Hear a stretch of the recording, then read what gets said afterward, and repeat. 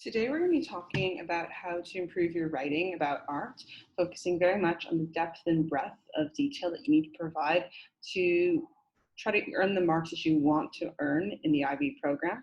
We're going to be looking specifically at how to talk about this stuff in the comparative study and the ePortfolio. So to understand the level of detail that you need to write in, you need to understand this thing called Bloom's Taxonomy. It's something that you may have heard from your teachers. Basically, it's how we get you guys to think and write and create and do all sorts of stuff at a higher level. Some ways of learning are very simple. We talk about those in the ideas of remembering.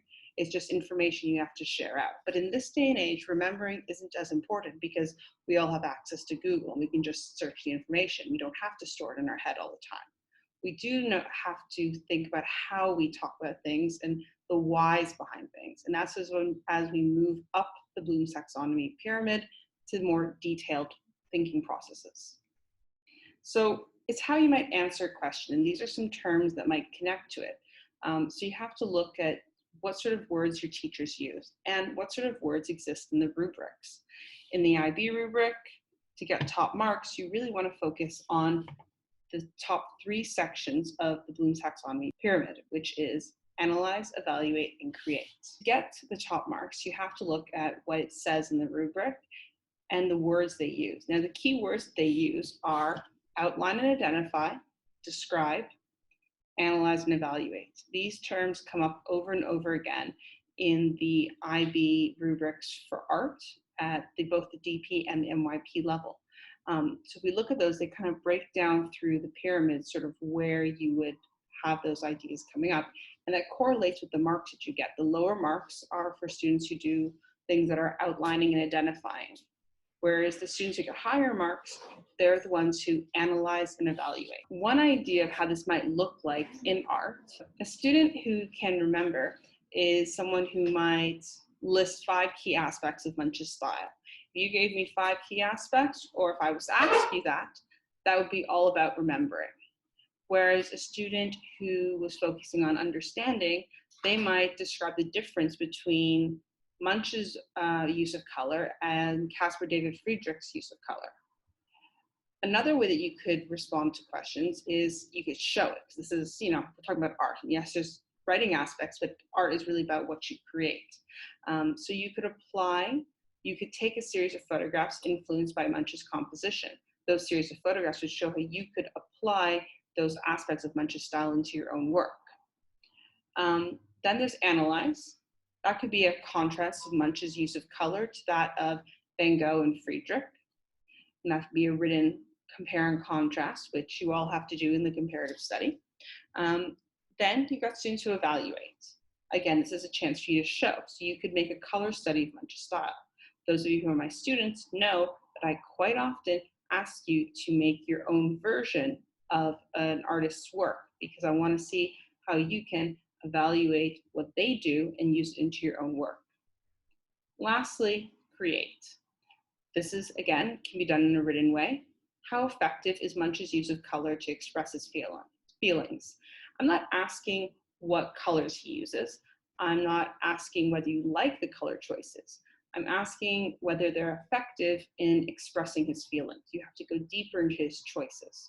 So you really have to look at the question that's being asked of you and the response expected of you and what level you're capable of achieving, what marks you're hoping to get. And that kind of gives you an idea of where on the pyramid you belong. So we're going to be starting by looking at just formal analysis. I know there's other areas of the comparative study in the ePortfolio, but I think it's a good beginning point to look at how we use Bloom's taxonomy to write better work. So with formal analysis, you guys all know that we focus on the elements and principles of art and design as a starting point. It's not an end point. Some of you treat it that way, but it is very much a starting point. When we're doing this, we're going to be focusing on the element of design, which is line. I'm just going to focus my attention on that one. The piece we're looking at is by Eliza Griffiths. She's a Canadian artist out of Montreal. This piece is called Storytelling. It was made in 2016, and it's an oil on canvas. Now, if I was a student who was just able to outline and identify, and therefore get marks that are in the 1 to 2 range, I would say this sort of information. I would comment that the lines at the arms are at a 45-degree angle, that there's bright color on lines of the ghost image, and you can see the arrows pointing to what I'm referring to. I might talk about how lots of little lines are on the two figures and above one. And I could talk about the darkened lines in the central figures. You can see that each statement I've made is just that. It's just a statement of what's there. I haven't talked about it in detail. I haven't given my opinions on it. This is what you get if you were a student who's getting 1s to 2s. And remember, 1s to 2s are not the marks you want. They're really not the marks you want if you want to pass. Now, maybe I want to do describe. Describes are when you're looking more at your 3s and 4s. So for this, I've taken what I've written originally and I've expanded upon it. And instead of having it in point form, I've written it out as a paragraph. So in this, I say, the two figures on the edge have their arms at a 45-degree angle. The bright color, neon pink, of the lines of the ghost image draw our attention to the person on the far side of the painting. The ghost seems to hold itself with a stronger posture. There are many little lines, short and repetitive, on the two of the figures. The listener in green and the person telling the story. There's a cloud of these little lines above the figure in green. On the arms, hands, and mostly wrists of the two central figures, there are darker, clearer lines in brown. So I've taken my rough point form notes and I've written them in more detail using proper sentence structure. This gets me to about the 3-4 range, give or take. Now we're going to talk about what it takes to get to the top marks. The top marks are the students who analyze. Now you can see that I've written a great deal more at this point, but it all started from those point form notes that I've taken. I've also decreased the size of the picture slightly so I can allow more space so I can read my writing. All right. The painting features a set of bookend-like structures using lines along the arms of both outside edge figures, which are at a 45-degree angle, reinforcing the title of the piece, storytelling, by implying that the figures are like books and creating a symmetrical balance for the painting. This balance is in both the angle of their arms, but also in the use of blue hues at the head and hair. The bright color, neon pink, of the contours of the ghost image draw our attention to the person telling the story, creating a point of emphasis. From the stronger posture of that ghost image, we get the impression that the story they might be telling is something that they were proud of at the time, or felt confident about, but those feelings may have since changed. We can see a repetition as the figures become more fully realized, creating a rhythm across the figure. There are many little lines, short and repetitive, on two of the figures, the listener in green and the person telling the story. These little lines that almost develop a pattern and are certainly an interesting use of texture draw our eyes to these two characters and wonder about the internal process that they may have been going through and the feelings on the subject. The heavy little lines above the figure in green that reach out to the storyteller, creating movement, imply there might be some negative emotions that the artist is portraying. The darkened umber lines on the arms, the hands of the two central figures help ground the physical space of the piece, as they are clearly delineated and not merely implied. This also helps to push the picture plane and allows us to more clearly see the space the four figures inhabit. In fact, these darker lines are reinforced with the overall deeper values of the two central figures. The range of colors and value used on these two figures give them a more solid form, which we can see through the use of value to model their clothing.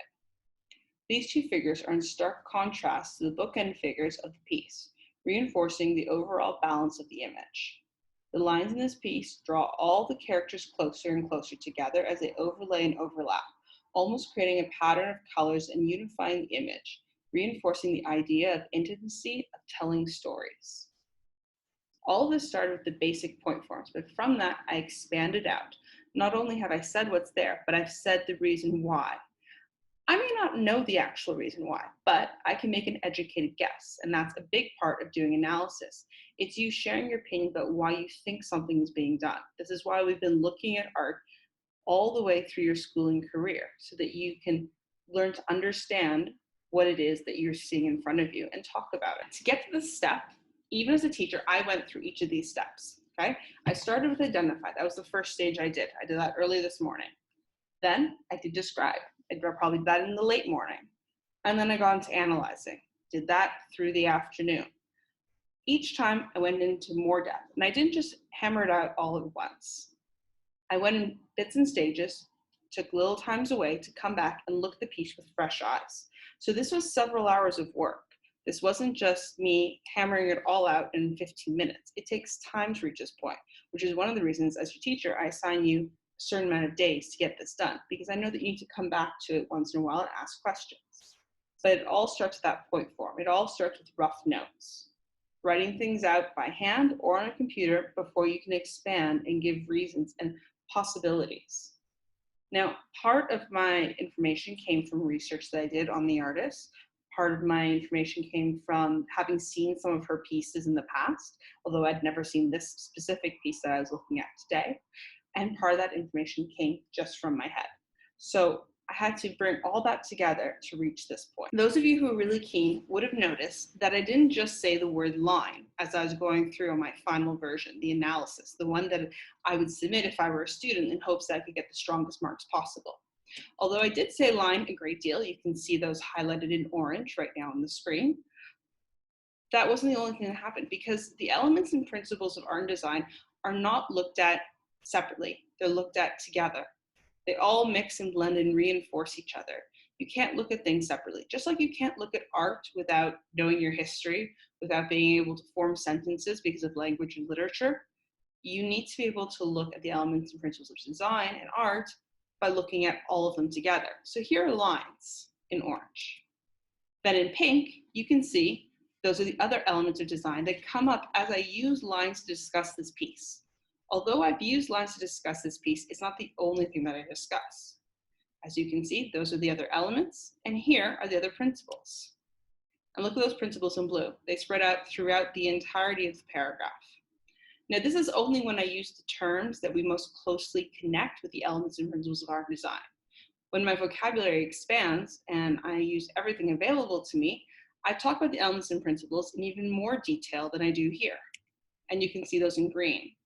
At this point, my slide is covered with paint spots of different colors, all showing where those terms come up. Your use of art vocabulary is incredibly important as part of the marks that you get. So you need to look at how you talk about art, how you write about art to get to this level of detail that you need to get to. That's it for today. Make sure you take a good long read through this, pause the video if you need to, and get an idea of exactly what you need to do to improve your own writing and your own slides before you submit them.